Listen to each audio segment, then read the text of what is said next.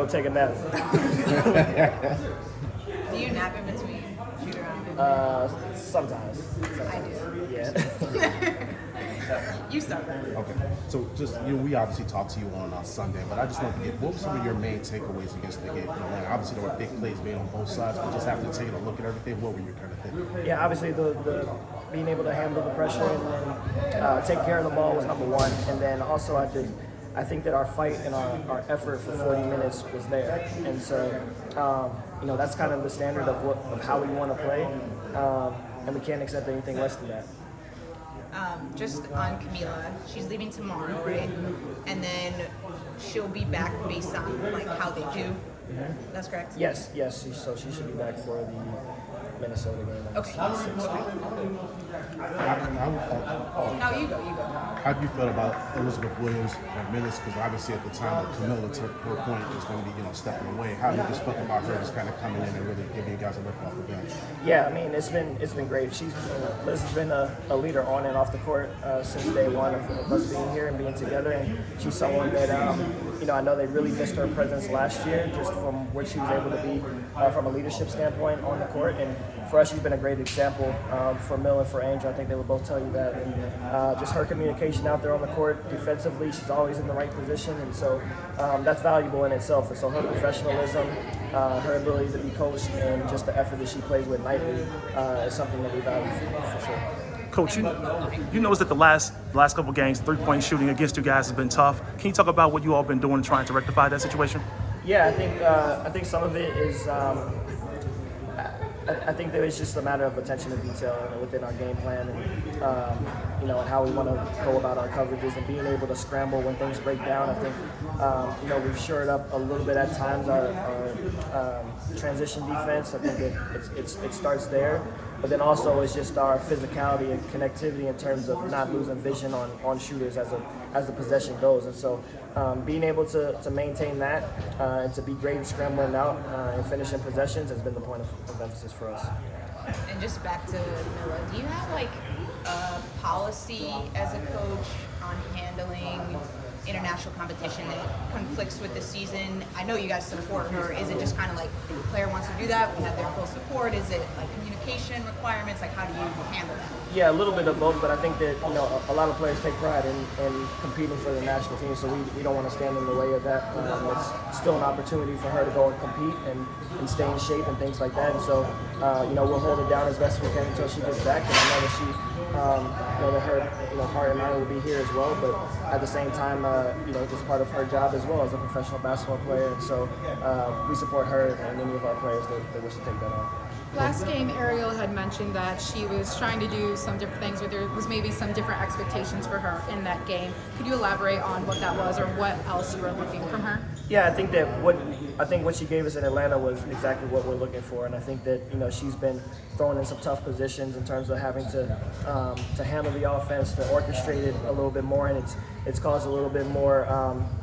Thinking on her part as to when to be a facilitator, when to be a setup person, and when to be a scorer. And so it was good to see in Atlanta that she was back kind of at her natural element of just being a scorer. And so being able to put Rachel on the ball for that amount of minutes in that game allowed Ariel to be in her comfort zone and find opportunities for her to be aggressive scoring the ball. And so and that's where we wanted to be. And so I think that ultimately our ability to take care of the basketball allows more opportunities to score on the offensive end. And so no matter what the lineup looks like out there, you take away those opportunities when you turn it over to the other team. And so I think we've shown that when we can take care of the ball and when we play defense with the effort that we did against Atlanta, we can be in these games.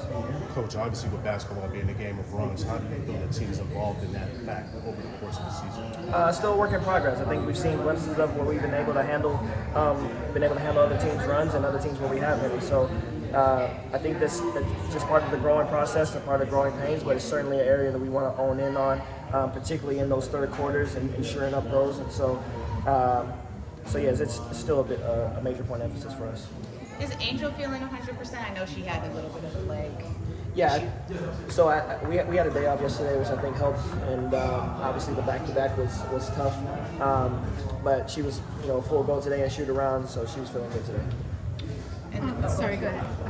Just with Rachel Banham as well, just what support does she provide? Obviously, you kind of said with Ariel being able to be more in a scoring position, but just in general, her being on the court, how does that help, especially when you're switching out with her, Haley, that sort of rotation? Yeah, it gives us another capable ball handler, but it gives us a vet with vet experience, and so she understands how to handle pressure. She played 32 minutes the other day, didn't have a turnover, and had 4 assists to go along with it. And for us, the assist is kind of something added on to that, but most importantly, it's the 0 turnovers. And so her ability to be able to orchestrate our offense and to set people up and to get us in the right positioning allows us to just flow a little bit more smoothly. And then her ability to take care of the basketball has obviously gave us more opportunities to attack the offense. Would you like to see her shooting more threes in the game as well? Or? For sure, that's her greatest skill as well. I think that it is adds something to the versatility of when she is in there with Ariel. Ariel can kind of handle the ball at times too, which allows Rachel to get off the ball. So they worked well together the other day, and so we look to see more of that moving forward. And just one more on the guard group, like outside of Ariel, you haven't gotten a ton of scoring production from the guards. Like, was that just something before the season started, you kind of looked at your roster and said this might be tough to get a lot of scoring from this group, or do you feel like there's actually like a lot of untapped opportunity where you're like, no, I actually think this group can score a lot more? Yeah, I think a little of both. I think that more so it's we've had to readjust once Sloot went down. I think that she's a huge part of creating opportunities for our floor spacers, whether that be Kia or Beth or whomever, Rachel. And so finding different ways to get them open and get them shots. I think that we're close to the top of the league in terms of generating open threes. We're just not shooting them at a high clip. And so it comes down to makes and misses at times, and you can live with those if you're generating the right shots and getting the right looks. You can sleep easy knowing that, and so we want them to continue to be in positions where they can shoot the ball, and we understand that the numbers are going to balance themselves out at the end of the day. And so we have full confidence in them to continue the shooting as long as they're not forced, and they'll start back in the game. Thank you. Thank you.